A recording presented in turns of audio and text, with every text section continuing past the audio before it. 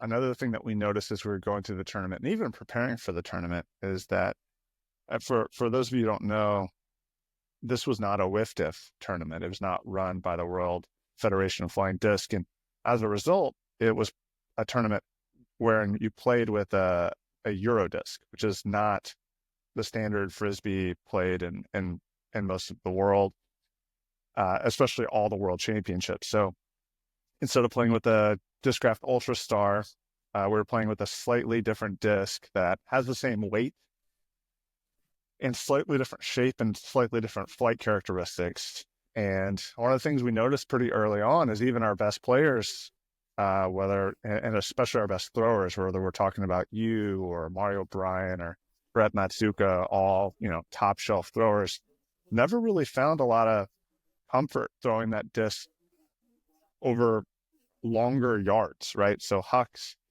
I don't think we saw probably more than 5 hucks from you, like the whole tournament or something like that, which is, you play a pretty reliable game, but that doesn't mean that you don't throw it deep. You throw it whenever you're certain, and you never 5 looked might really be comfortable generous. with it. Yeah, I know. And Mario, same, and Brett, same. Like, none of you really felt comfortable throwing away shots, and it showed. Man, I thought we were going to be way more deadly than we were with that depth and dimension of the game. But the disc flight characteristics were always wants to fall IO no matter what. It doesn't mean it will fall IO, it just wants to undermine your confidence. You said you were only going to mention it once, but I wanted to at least touch on that because the disc was a factor, and I can speak for myself, but I still am not comfortable throwing that disc. I mean, I've been playing Ultimate Frisbee for over 20 years, and I've played with the same Frisbee since I started. There has not been any changes. There has not been a development. The Frisbee flies the same. So you get used to throwing the release points, your backhand, hammer, flick, whatever it is, and whatever you're trying to do with the disc, you throw it a certain way. So when the disc is changed, it changes everything.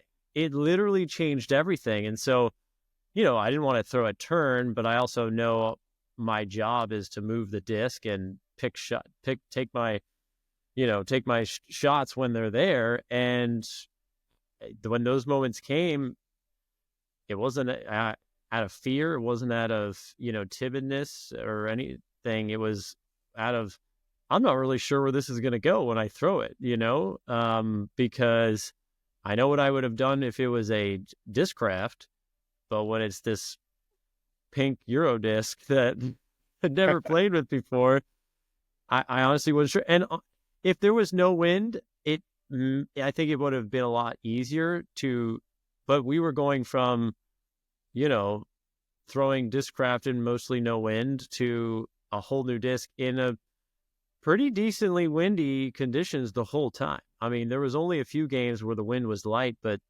for the rest, it was, decent crosswinds or, up in kind of north-south, depending on where you were on the field. So it was not very fun in that sense because I didn't feel like I was the type of player that I was used to. And a lot was because of the Frisbee.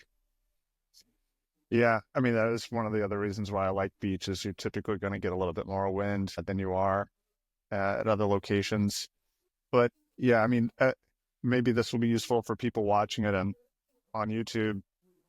A lot of times as we were going toward the water, the wind was going this direction. So from my right shoulder to my left shoulder.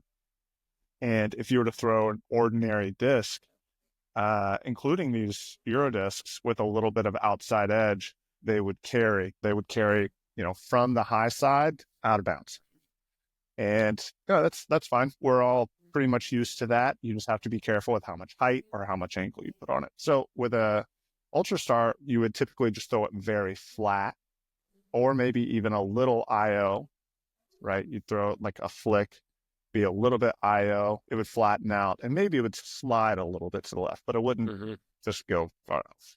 Well, because the Eurostar likes to die IO. If you throw it IO, talking about a flick here again, and it comes out like this, the wind you would expect it to carry it over like this, but this disc will like flatten out just a little bit and then die out of Mm-hmm. bounds the other direction. And I talked a lot with some of the European players about the disc, especially some people in London prior to the tournament. And some of them don't like the Eurodisc. Some of them prefer it.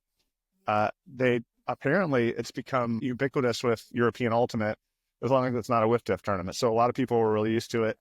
And I just think like our players, we got some 2 weeks before the tournament to just try to get Mm-hmm. a handful of touches, and it was difficult to make an adjustment.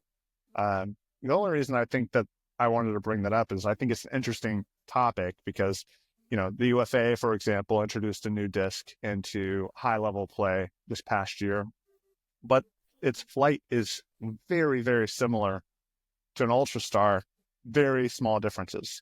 The Eurodisc, I feel like, has similar flight characteristics to an Ultrastar, but on the margins, it's actually considerably different than the Ultrastar in a more significant way than the UFA disc is. So Mm. anyway, frisbee nerds out there, if you haven't thrown both of them, now you know.